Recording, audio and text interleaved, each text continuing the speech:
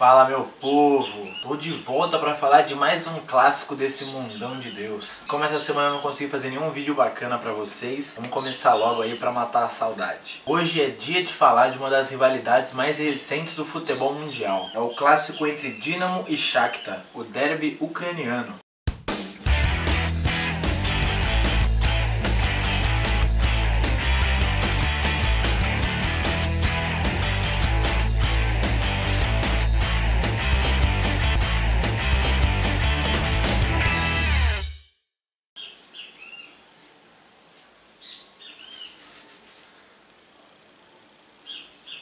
Como eu já disse, a rivalidade é muito recente e ela se dá juntamente com a independência da Ucrânia. E depois da União Soviética cair, conseguiu se tornar independente em 1991. E muito por conta disso, Shakhtar e Dinamo não guardam laços de rivalidade até o começo dos anos 90. Eu vou explicar o porquê disso um pouco melhor para vocês entenderem. A história do Dinamo começou a ser escrita não. A história do Dinamo começou a ser escrita lá em 1923, quando a polícia secreta soviética financiou a criação do Dinamo Sport Clube. Mas somente 4 anos depois, com o registro do Estatuto do Dinamo, é que a fundação dele foi oficializada. Já o Shakhtar veio somente em 1936, em Donetsk, com uma influência britânica. A cidade natal da equipe tem como base econômica a extração do carvão. E lá pela década de 10, 20, recebeu muitos imigrantes, grande parte deles britânicos, que trouxeram também o desejo, a paixão pelo futebol. E quando eles começaram a se enfrentar e criar essa rivalidade que é hoje a maior do país? Calma.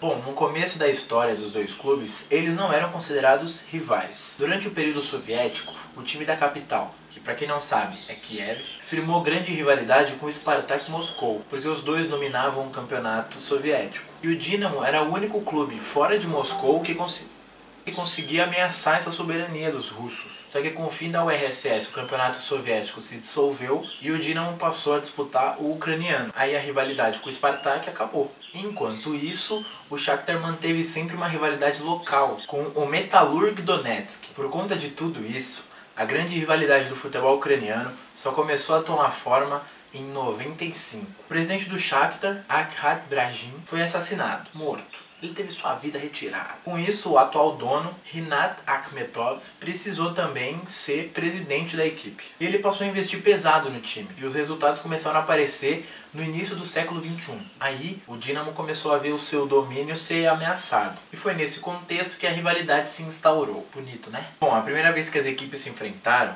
era ainda sob o domínio soviético, lá em 38, quando o Dinamo bateu o rival por 2-0. De lá pra cá, as equipes já se enfrentaram 146 vezes, com vantagem do lado azul, que venceu grande parte dos primeiros encontros entre os dois. Bom, o Dinamo venceu 65 jogos, o Shakhtar 37, e ainda houve 44 empates. Agora, quando o assunto é título, a vantagem permanece com o Dinamo. Só que a diferença vem diminuindo ano após ano, já que o sucesso do Shakhtar pode ser considerado ainda recente. O Dinamo tem 28 conquistas contra 10 do rival. São 18 Copas da Ucrânia contra 13 do Shakhtar. 8 Supercopas contra 6. Internacionalmente falando, o Dinamo tem uma Supercopa da UEFA e o Shakhtar tem uma Copa da UEFA, antecessora da Europa League.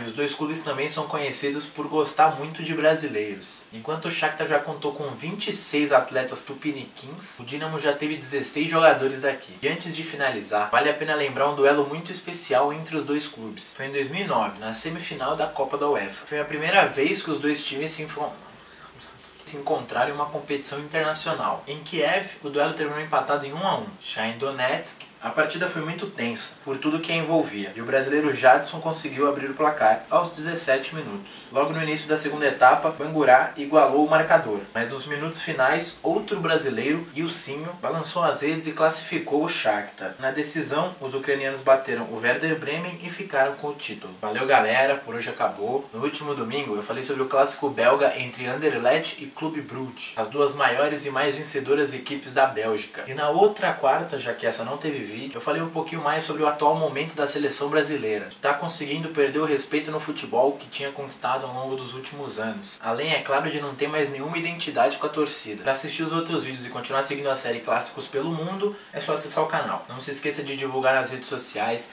deixar seu like aqui embaixo, que isso é muito importante para mim. Semana que vem eu tô de volta. Bom, vou deixar com vocês minhas redes sociais, Instagram, página no Facebook, acessem meu blog e se inscrevam no canal.